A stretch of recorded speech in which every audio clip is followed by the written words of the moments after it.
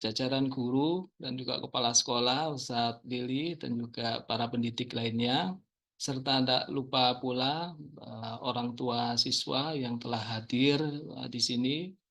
Insya Allah kita nanti sharing ya, ada dua yang mau saya sampaikan. Yang pertama adalah pemaparan hasil tes, kemudian yang kedua adalah parenting. Ya, parentingnya ini berkaitan dengan hasil tes apa yang akan kita lakukan ke depannya. Baiklah Bapak dan Ibu sekalian, saya akan share screen. Nah, setelah kita menyampaikan terkait dengan tahap perkembangan tadi, Bapak dan Ibu sekalian, saya akan memperkenalkan tahap perkembangan oleh Erikson. Ya, ini sangat umum teori Erikson ini. Teori Erikson ini dipakai orang Indonesia, makanya cocok dengan perkembangan anak-anak di Indonesia ini. Ya, teori Erikson ini sesuai dengan tahap perkembangan ini, maka orang tua harus tahu. Kalau orang tua tahu tahap perkembangan, maka kalau di tes ITP nilainya bisa di atas konsistensi atau di atas 40. Ya, konsistensinya nggak kurang. Tahap awal ini, tahap awal kita perkenalkan, yaitu 0 sampai 18 bulan. Jadi kita bisa sharing kita, Bapak dan Ibu sekalian ya. Jadi saya akan menanyakan pada ibu-ibu ini, kira-kira usia 0 sampai 18 bulan ini yang sangat bertanggung jawab itu siapa kira-kira ini? Ya, Bapak dan Ibu sekalian. Ini saya tanya Mama Brigita, gimana Mama Brigita? Iya, Pak. Ya, usia 0 sampai 18 bulan. Kira-kira yang bertanggung jawab siapa ini, Bu? Ibu ya? Ibu yang bertanggung jawab ya. Oke. Ya. Oleh Erikson, ya, usia 0 sampai 18 bulan ini yang bertanggung jawab adalah seorang ibu. Ya, di mana anak belajar tentang rasa percaya dan rasa curiga. Apa sih rasa percaya dan rasa curiga? Ya, yang paling berperan kelompok ini adalah ibu. Jika pendidikan berhasil, tahap ini menghasilkan rasa optimisme. Oke, saya jelaskan. Pada 0-18 bulan, kita coba membedakan ibu-ibu sekalian ya, antara anak yang diasuh oleh pembantu atau babysitter sama diasuh oleh orang tuanya sendiri. Kalau orang tuanya sendiri mengasuh, anak akan diberikan doktrin. Sejak kecil diberikan doktrin. Misalkan contoh doktrin, mudah-mudahan terbesar jadi anak soleha atau soleh, nanti menjadi dokter, nanti menjadi penghafal Al-Quran, dan lain-lain. Itulah orang tua, harapan-harapan orang tuanya semuanya dicurahkan kepada anak pada usia 0 sampai 18 bulan ini supaya anaknya menjadi sukses. Namun kalau diasuh oleh bukan orang tuanya, misalkan babysitter, nggak mungkin. Ya, babysitter akan berharap anaknya jadi anak yang soleha, nggak mungkin. Bukan anaknya. Menjadi penghafal juga nggak mungkin, kecuali ibunya. Ya, ibunya. Sehingga di sini anak akan merasa optimis. Ya, ini anak kecil ini dalam alam bawah sadar ya. Dalam alam bawah sadarnya itu dapat doktrin-doktrin itu, sehingga suatu ketika ini bisa suksesnya adalah doa, Bu, doa ibu ya. Doa ibu untuk mendidik anaknya. Beda dengan doktrin-doktrin yang diberikan oleh pengasuh. Nah, dia akan sukses dan menghasilkan rasa optimisme. Kemudian selanjutnya, usia 18 bulan sampai 3 tahun. Oke, Ibu Reski Aditya Putri, Ibu, apa kira-kira yang bertanggung jawab ini siapa? Kedua orang tuanya, Pak. Kedua orang tuanya. Oke, berarti kalau kedua orang tuanya berarti Bapak dan Ibu. Ibu.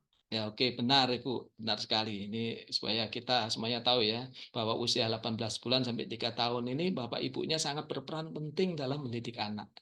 Ini ya. Anak belajar mandiri dan ragu-ragu. Yang paling berperan adalah ayah dan ibu. Hasil pendidikan tahap ini adalah kontrol dan motivasi. Ini contohnya apa nih contohnya ini, kontrol dan motivasi ini. Ustadz Agung, udah menikah Ustadz Agung, punya anak? Alhamdulillah sudah, Pak. Kita Kira-kira, punya dua. oke Ustadz Agung, ini kira-kira yang dilakukan kedua orang tua ini apa pada tahap 2 ini Ustadz Agung? Membangun rasa Yang pertama mungkin kepedulian ya, kalau di usia Ya, 3 tahun itu rasa kepedulian. Kemudian kontrol emosi ya, karena di momen ini ya kalau yang saya heeh, lihat itu udah mulai tuh emosinya sudah terlihat gitu, mulai dia pengen makanan temannya atau mainan heeh, temannya atau mainan kakaknya seperti itu. heeh. Oke, terima kasih Saudara Agung, benar. Oke, berarti tahap ini anak ingin belajar mandiri. Ya, ingin belajar otomatis kalau belajar mandiri ini orang tua harus support. Misalkan contoh toilet training. Itu anak kita ajarkan bagaimana anak kalau membuang air kecil pada tempatnya, bagaimana kencing yang baik. Saya suatu ketika tuh ngelihat anak usia 3 tahun ya, ini berkaitan dengan landasan hidup dan perilaku etis kalau dalam tugas perkembangan. Orang tuanya diem aja, terutama anak laki-laki kencing di sembarang tempat. Nah, ini kayak gini ini gagal ya. Pertumbuhan tahap perkembangan menurut Erikson gagal. Berarti orang tua nanti akan kita bahas tentang emosi orang tua, Ustaz ya. Gagal. Maka yang dianjurkan sini adalah bagaimana orang tua mengajarkan anak toilet training. Bagaimana orang tua bisa mengajarkan bahasa-bahasa positif yang baik. Bagaimana orang tua bisa memberikan contoh perilaku yang baik pada anak-anak ini. Akan ditiru sama anak ini di usia 18 bulan sampai 3 tahun ini. Ya, ya awal-awalnya di nol itu kita doktrin, yang kedua kita praktekkan, ya kita praktekkan doktrin-doktrin itu. Nah, yang tahap 3 nih berikutnya usia 3 sampai 4 tahun. Nah, usia 3 sampai 4 tahun ini coba kita Bunda Asya, kira-kira 3-4 tahun yang bertanggung jawab siapa Bunda Asya? Kita sharing Bunda Asya ya. Iya hadir. Kalau menurut saya sih tetap kedua orang tua ya. Ya, oke. Oke, terima kasih atas jawabannya Bunda Asya. Ya, pada tahap ketiga ini anak sudah mulai berkembang, ya, inisiatif dan rasa bersalah. Siapa yang akan bertanggung jawab di sini dalam pengasuhannya? Yaitu ayah, ibu, saudara, kakek, nenek, semua lingkungan keluarga. Pada tahap 1 dan 2 ini ternyata diakhiri pada tahap 3. Semua keluarga bertanggung jawab, yaitu anak belajar inisiatif dan rasa bersalah. Contohnya belajar inisiatif ini apa ya? Contohnya Bunda Malika, contohnya apa anak belajar inisiatif ini? Yang berpengalaman ini ibu-ibu soalnya. Afwan, gimana Pak? Eh, Pada usia 3 sampai 4 tahun ini anak belajar inisiatif dan rasa bersalah. Ini kira-kira apa contohnya Bunda Malika? Yang berpengalaman ini ibu ini. Kalau misalkan dia punya adik gitu ya Pak, Heeh, atau dia punya teman gitu, dia mulai eh, berbagi mainan misalkan, heeh, atau misalkan dia melihat anak yang lebih kecil dari dia itu ya, sebentar, Say. Diperlakukan baik gitu ya, dalam artian tidak kasar. heeh. Oke, terima kasih Bunda atas jawabannya. Ya, ya mirip-mirip benar kayak gitu. Oke. Belajar inisiatif ini motivasi. Anak belajar ini anak termotivasi ingin melakukan hal-hal yang baru. Contoh misalkan ya. Ini anak sudah mulai motivasi ini, jangan di stop di sini. Anak misalkan contoh ibunya nyuci gelas. Kemudian ngelihat anaknya kan lihat dia belajar, contoh ibunya oh nyuci gelas kayak gitu. Suatu ketika anaknya pingin nyuci gelas juga. Ibunya marah. Oh jangan nyuci gelas, ntar nanti pecah kamu, nanti kan berdarah, ntar ini dan ini. Jadi ibu menyampaikan negatifnya kalau pecah dan lain-lain, ya sehingga anak takut di sini, rasa bersalah anaknya. Ya, ini motivasi anak tinggi. Seharusnya gimana? Seharusnya kalau anak muncul, oh gini loh deh cara nyuci gelas. Kita ajarin bagaimana cara nyuci gelas. Karena ini anak tim belajar untuk berinisiatif. Ya, misalkan ada kompor, dia nyalain kompor. Biasanya orang tua kalau lihat anak nyalain kompor langsung rasa was-wasnya tinggi, anak dimarahin. Jangan ini berbahaya. Memang itu berbahaya, tapi caranya harus pelan-pelan, ntar kaget anaknya. Ntar nanti dia rasa bersalah. Apa yang timbul kalau dia sering mempunyai rasa bersalah? akhirnya dia mempunyai rasa ragu-ragu. Setiap apa yang dikerjakan merasa salah. Akhirnya dia nggak berani mencoba anaknya ini. Ya, nanti salah, nanti ini, dan nanti itu, dan lain-lain. Akhirnya, nggak usah lah, ntar nanti salah. Nah, jadi inisiatif dan rasa bersalah. Makanya kalau anak berinisiatif, didukung inisiatifnya. Jangan sampai munculnya rasa bersalah. Kalau rasa bersalah, anak akan jiwanya akan ragu-ragu nanti di ke depannya. Ya, ini makanya peran ayah, ibu, saudara, dan hasil perilaku mudah diarahkan. Itu tergantung bagaimana orang tua menyampaikan. Nah, pada tahap 1, 2, 3 ini tahap dasar dalam pola asuh anak. Nah, ini sekarang tahap keempat. Nah, ini tahap keempat ini anak-anak Bapak dan Ibu sekalian ini. Ini yang sekarang yang sudah mau masuk 7 tahun ya. Anak udah mau masuk sekolah di SD. Oke. Nah, kira-kira pada tahap ini yang berkembangkan nilai-nilai pribadi. Oke, Umi Sifa kira-kira yang bertanggung jawab siapa Umi Sifa? Ada orang tua, guru ya, Ya. sekolah, teman-teman, udah mulai ada lah pengatur gitu ya. Oke. Ya, terima Tapi tetap kasih. orang tua. Iya, iya. Jadi anak ini mulai bersosialisasi, ya. Anak mulai bersosialisasi, dia harapannya itu dia pandai mengelola konflik. Apa mengelola konflik? Kan dia sudah bersosialisasi, punya teman. Suatu ketika dia akan bermasalah dengan temannya. Nah, tugas orang tua di sini atau tugas guru di sini bagaimana mengarahkan anak ini supaya tidak terjadi konflik pada dirinya. Misalkan mainannya diambil orang lain, otomatis anak itu marah. Nah, ini tugas guru dan orang tua ini. Bagaimana mengarahkan anak ini supaya emosinya stabil. Ya, dikasih pengertian, ya sabar dulu nanti ibu bantuin untuk mengambil mainan itu dan lain-lain ya. Ini.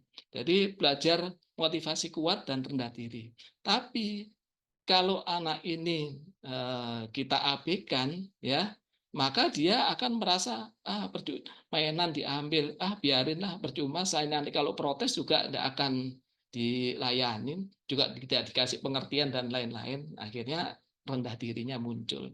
Nah, ini nanti akan kita bahas Bu pada tahap 4 ini. Kemudian kita bisa sharing di tahap 4 ini. Tapi sebelum kita melanjutkan itu, kita akan lakukan tahap berikutnya. Ya, ini kita bahasnya di tahap 4, perkembangan anak ibu di usia SD. Berikutnya adalah usia 12 sampai 18 tahun. Nah, ini Ustadz Lili, gimana Ustadz Lili kalau usia 12 sampai 18 tahun, Ustadz Lili? Yang bertanggung jawab siapa ini? Oh, Ustadz Lili masih. Gimana Ustadz Lili? 12 sampai 18 tahun. 18 tahun. Itu sudah lingkungan ya yang banyak berperan ya di situ ya, Pak Pandi yang membantu. Dan teman ya. Iya. Untuk perkembangannya. Oh, lebih teman Pak Lili ya. Oke. Teman ya, iya. Jadi pada tahap 4 itu nilai-nilai pribadi pada anak. Makanya pada tahap 4 itu dia lebih percaya ke gurunya daripada orang tuanya kadang-kadang. Karena nilai pribadinya, guru itu pinter. Orang tua itu biasa-biasa aja.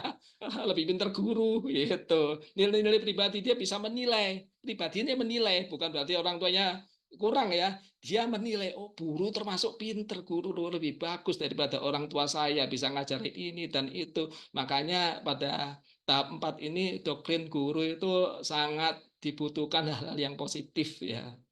Nah, kemudian kalau tahap 5 ini ya, ini yang berkembang adalah nilai-nilai sosial. Ya, nilai-nilai sosial.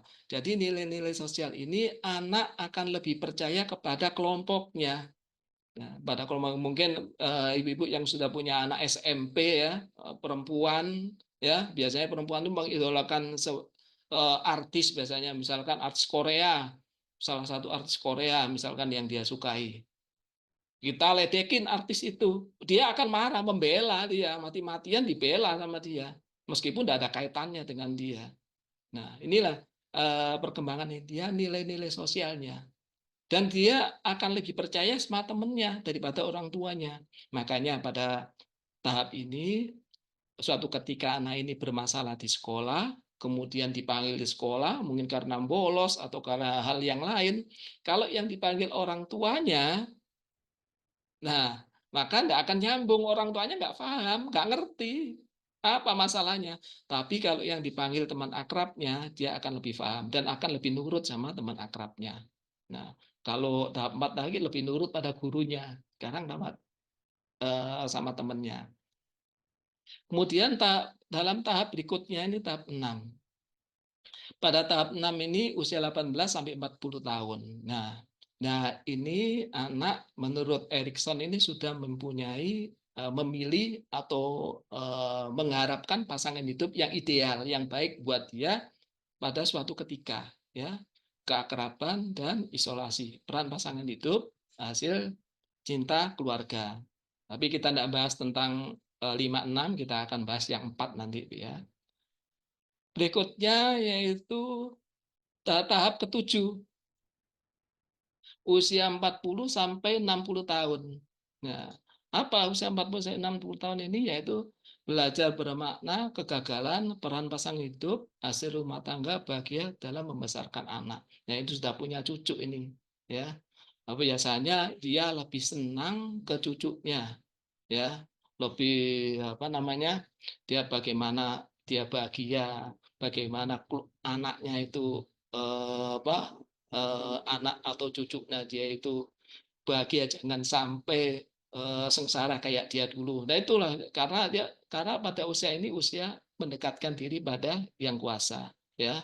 Doa dan lain, makanya di tahap 7 dan tahap 8 ini Bapak dan Ibu sering minta doa pada orang tua kita, ya. Dia mendekatkan diri pada yang kuasa, ya. Lebih banyak doa supaya anaknya sukses, supaya anaknya berhasil, supaya anaknya bahagia, rumah tangga anaknya sukses dan lain-lain.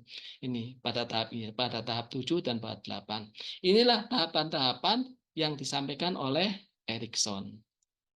Nah, sekarang kita akan membahas pada tahap yang 4. Pada tahap 4 ini. Ada pertanyaan Bapak Ibu sekalian atau kita lanjutkan? Kita lanjutkan aja ya. Kita stop, kita screen share. Nah, ini tahap 4. Ini pada saat anak usia SD. Tahap-tahap yang sangat penting sekali untuk memberikan fondasi pada anak. Ya, yaitu mengelola emosi orang tua. Kenapa emosi orang tua dikelola, bukan emosi anak ini? Ya, saya akan nanyakan nih pada salah satu, kita nanti ulang-ulang, kita sharing Bu ya, kita sama-sama belajar. Saya juga belajar dari ibu-ibu yang lebih berpengalaman. Oke, Ustazah Melput, kira-kira kenapa orang tua harus dikelola emosinya? Karena apa ya? Mungkin orang tua yang merasa sudah tahu asam garam kehidupan. Kira anaknya salah dikit gitu kan ya. Rasa anak itu harus benar gitu kan. Jadi nggak boleh keluar dari norma-norma yang sudah kita anut selama ini gitu kali. Oke saja. Oke, misalnya saya tanya lagi saja. Kira-kira emosi anak sama emosi orang tua lebih tinggi mana, Ustaz? Pengalaman Ustaz ini, emosi anak sama emosi orang tua. Emosi orang tua kayaknya ya Pak ya. Emosi Karena orang lebih tua. banyak emosinya. Oke, menurut saya emosi orang tua. Saya tanya lagi, orang tua Yumna, kira-kira emosi anak atau emosi orang tua yang lebih tinggi?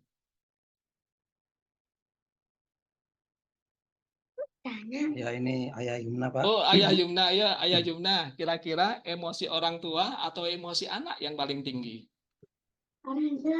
Kayaknya orang tua gitu. Orang tua. Oke, baiklah, kita akan jelaskan. Di sini yang paling tinggi adalah emosi anak, Pak. Emosi anak itu paling tinggi dibandingkan emosi orang tua. Kenapa emosi anak paling tinggi? Saya akan menceritakan ini, Pak ya. Hari Jumat kemarin ada salah satu orang tua yang konsultasi sama saya. ya. Anaknya itu usia TK anaknya, usia 6 tahun. Dia tidak mau sekolah dia. Malam dirapiin, buku-bukunya dirapiin, besok mau sekolah. Maka begitu besok jam 6 mau berangkat sekolah, dia mandi, sudah siap mau berangkat sekolah. Begitu diantarkan orang tuanya, dia nggak mau sekolah, malah nangis malahan. Begitu pula selanjutnya, hari berikutnya juga sampai dia udah siap mau masuk sekolah, marah, nggak mau berangkat sekolah, akhirnya sama orang tuanya dipaksa. Sampai ke gerbang sekolah, dia ngamuk, marah itu, tantrum, akhirnya pulang. Sampai 3 hari anak ini demikian. Akhirnya orang tua ini konsultasi sama gurunya, kenapa anaknya tidak mau masuk sekolah. Ternyata setelah diselidiki beberapa saat kemudian, ternyata anak ini dibully oleh temannya. Dibully itu, kemudian kan emosi dia, memang anak tidak nampak, dibully temannya. Nah, suatu ketika pada hari berikutnya orang tuanya ini ngobrol, ya, ibunya sama bapaknya di rumah. Itu anak itu lagi seneng-senengnya main, ya, lagi seneng mainnya. Orang tua serius ngobrol tentang anaknya yang dibully oleh temennya ini di rumah, ya. Anaknya membawa sebuah mainan, yang mana mainan itu agak panjang, ada pegangannya. Itu tidak sengaja mainan itu dipukulkan ke ibunya, ya. Maksud anak ini sebenarnya bukan menyakiti ibunya, dia mengajak main sama ibunya, ngajak main, kayak biasanya dia ngajak main. Nanti kalau dia mukul ibunya nanti bales, gimana, akhirnya terjadilah bercanda kayak gitu, ngajak bermain atau bercanda. Karena orang tuanya serius, ya, dipukul, dua-duanya marah. Habislah anak itu dimarahin sampai tidak mau makan anaknya, ya, dimarahin. Nah, inilah emosi anak, Pak, ya. Jadi anak itu ternyata pelampiasan emosi orang tua.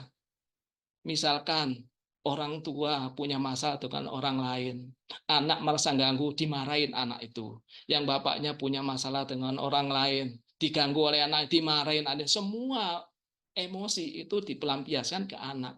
Jadi emosi anak itu lebih tinggi. Makanya kita harus hati-hati menjaga emosi kita dan mengelola emosi kita.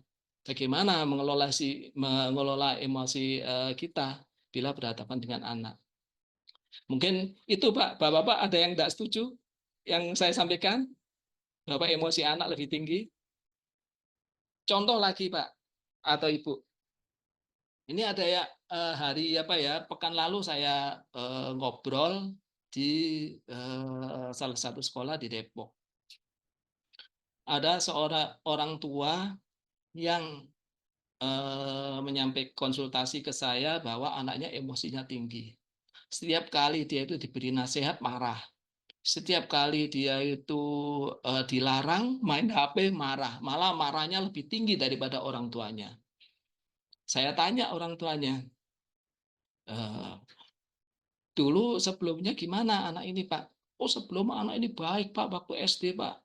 Anaknya baik, nurut, dan hadir. Sekarang sudah SMP, anak ini kecanduan handphone, kecanduan gadget. Kalau dia main handphone, Pak, kita ganggu, dia marahnya luar biasa. Sampai tidak bisa kita bayangkan karena marahnya luar biasa. Sampai barang-barang ikutan dimarahin sama dia. Tuh. Saya tanya, Bapak kalau memberikan nasihat, dia gimana caranya? Ini kan sering saya larang, Pak, dia main. Oh, kayaknya Bapak pada saat melarang, misalkan kita kasih contoh anaknya itu Arman. Arman, kamu berhenti main handphone. Tapi orang tuanya pada saat melarang anak main handphone, dia megang handphone. Kan anak bingung. Orang tuanya megang handphone, tapi dia ngelarang handphone.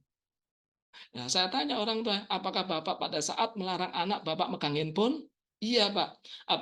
Apakah pada saat Bapak melarang anak, istri dan anak Bapak dan Bapak sendiri pada saat itu megang handphone? Iya, Pak. Loh, Bapak ngapain main handphone? Kita kan orang pekerja, Pak, ya, WA ke klien, ke apa itu, ya, tidak bisa, Pak. Jadi kalau Bapak mau melarang anaknya tidak main handphone, tidak melakukan itu, Bapak seharusnya lepas handphone itu. Kalau bisa handphone taruh kamar.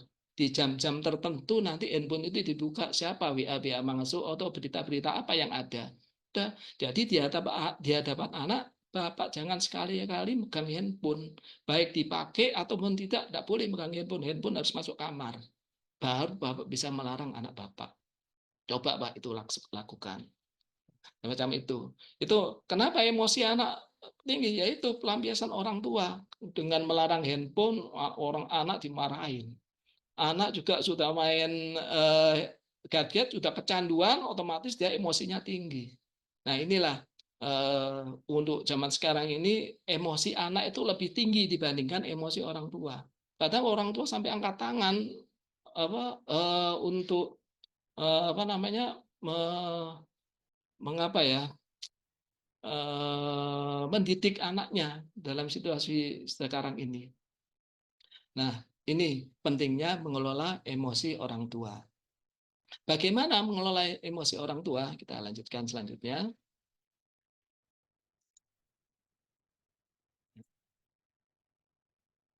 Nah, ini nih. Apakah emosi itu? Oke, Bu. Saya akan tanyakan, apakah emosi itu? Bunda Sanum, apakah emosi itu, Bunda Sanum? Ya, izin menjawab, Pak. Emosi itu gambaran dari perasaan Perasaan, Bu, anak ya. atau orang tua. Iya, tentang Perasaan. apa yang dirasakan. Oh ya. Perasaan yang dirasakan pada saat itu menghadapi sesuatu, Bu, ya. Ya, Oke. Oke, terima kasih Bu Sanum. Oke, benar jawabannya. Emosi itu banyak macamnya. Ada emosi gembira, ada emosi sedih, ya. Ada emosi negatif, ada emosi positif.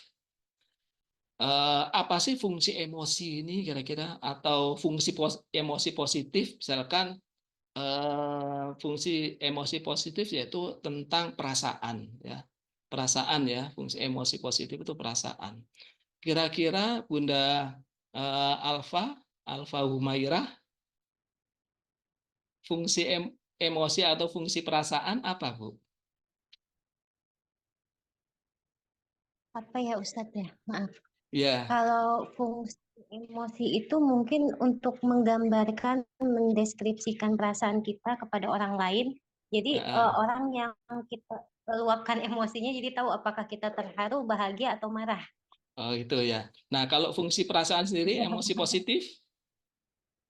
Kalau untuk fungsi positifnya Perasaan menjadi maksudnya. lebih tenang. Perasaan. Fungsi perasaan. Lebih tenang. Oke, Bu. Lebih tenang. Oh, gitu. Kalau Ya. perasaan Maaf ya, ditiadakan, gimana, Bu? Kalau perasaan ditiadakan, tidak bisa menyampaikan apa ya?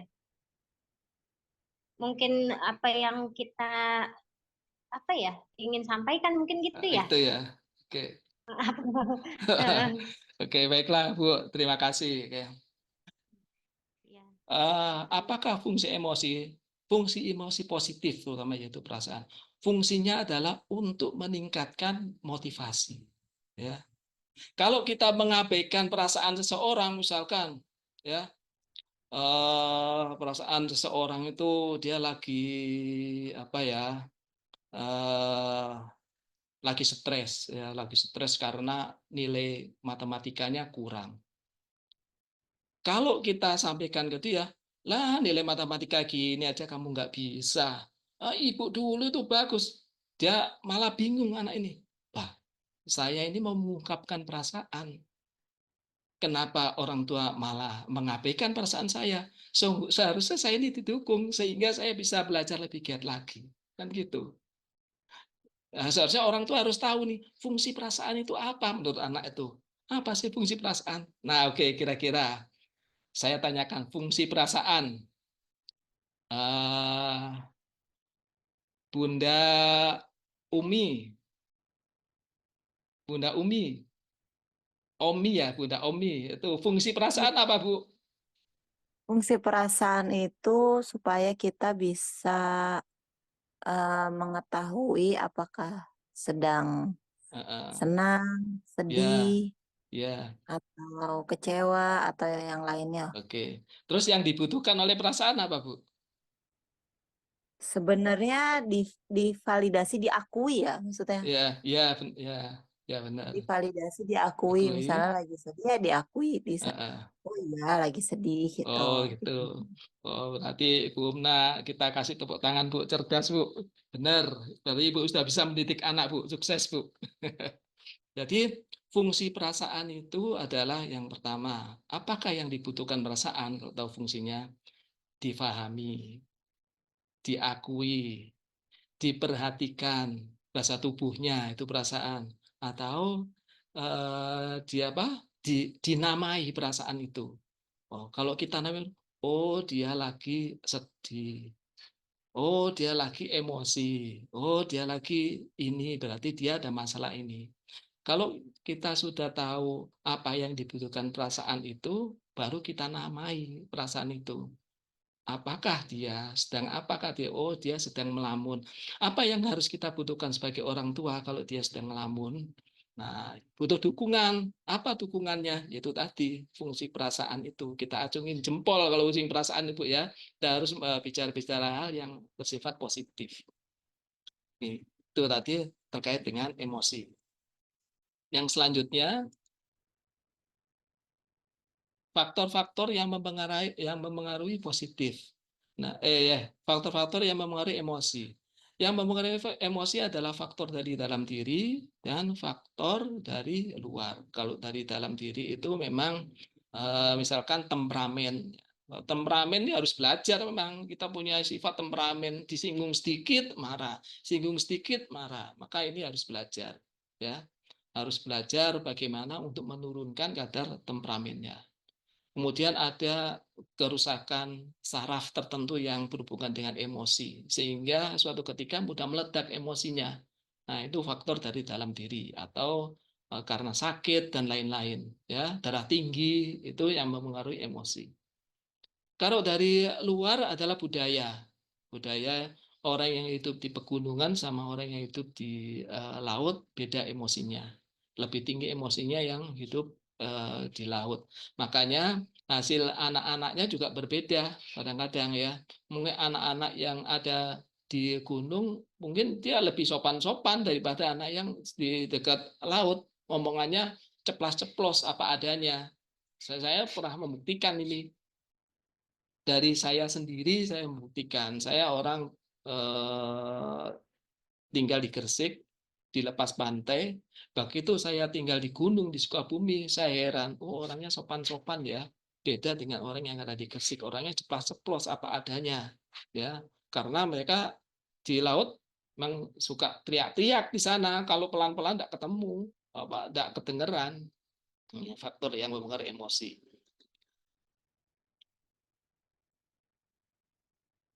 Nah, kemudian jenis emosi tadi sudah disampaikan oleh Ibu-ibu, ya jenis emosi ada emosi senang, ada yang gembira, ada yang sedih, ada yang emosi memotivasi dan lain-lain jenis-jenis emosi. Nah, pentingnya mengelola emosi orang tua. Nah, ini sangat penting sekali. Orang tua bisa mengelola emosi. Kalau orang tua bisa mengelola emosi, maka secara tidak sadar orang tua mengajarkan kepada anaknya bagaimana mengontrol emosinya dengan tepat. Yaitu anak dapat mengontrol emosinya dengan tepat. Contoh misalkan, tadi saya contohkan, misalkan anak umur 7 tahun memegang gelas yang mudah pecah. Biasanya orang tua khawatir, kalau gelas itu pecah nanti bisa kena tubuhnya, ntar berdarah dan lain-lain sehingga anak dimarahin. Nah, tapi di sini kita mengontrol atau mengajarkan anak dengan kontrol supaya emosinya disalurkan dengan tepat. Ya, kita ajarkan ke anak, Dek, hati-hati ya, itu gelasnya mudah pecah.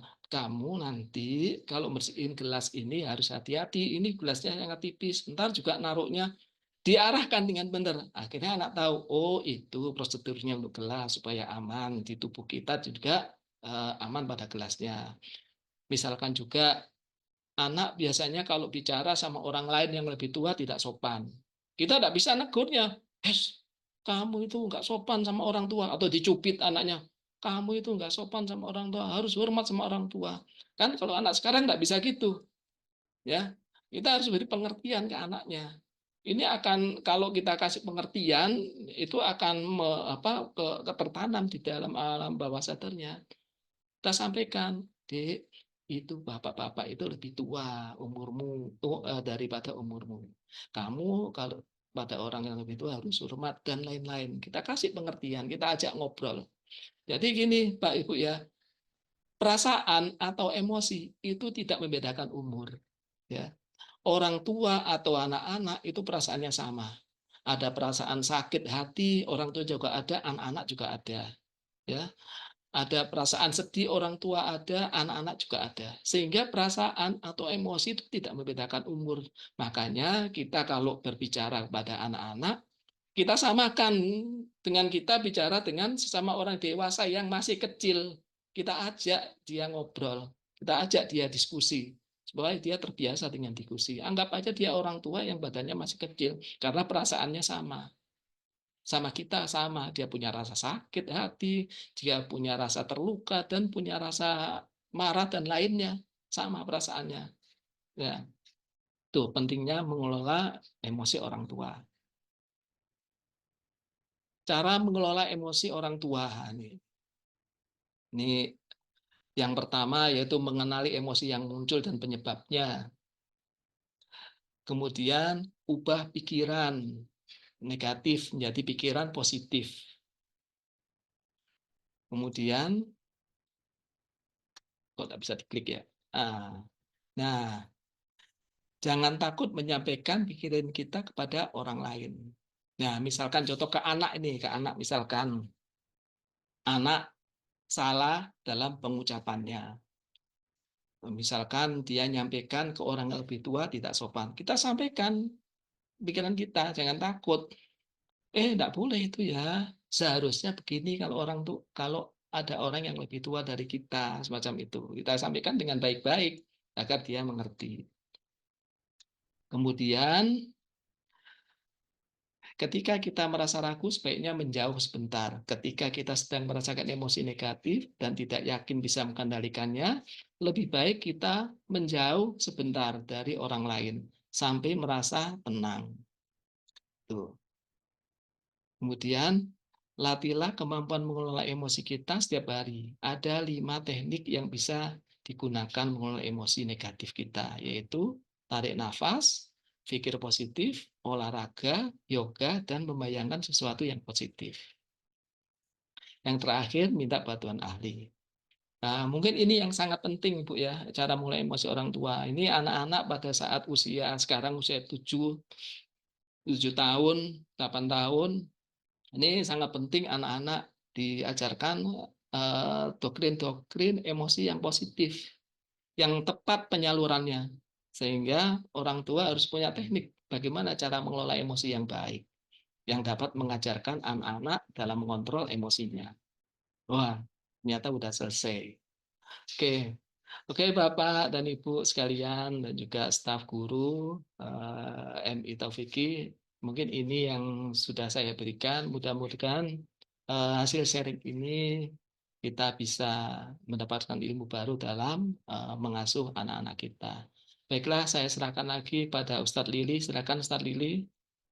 Baik, terima kasih Pak Afandi Ahsan yang sudah memaparkan tentang penjelasan hasil observasi peserta didik kelas 1 tahun ajaran 2024-2025. Mudah-mudahan apa yang kita pelajari hari ini itu mendapatkan berkah dari Allah SWT, dan insya Allah akan berguna untuk kedepannya.